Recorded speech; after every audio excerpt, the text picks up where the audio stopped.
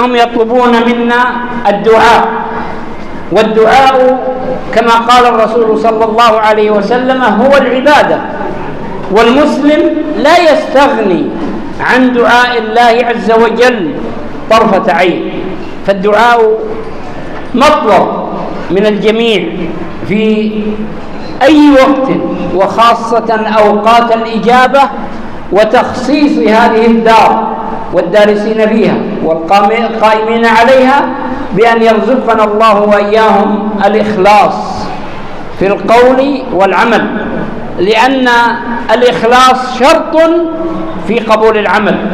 أسأل الله عز وجل بأسمائه الحسنى وصفاته العلى أن يوفقنا جميعا لما يحبه ويرضاه، وأن يرزقنا الإخلاص في القول والعمل.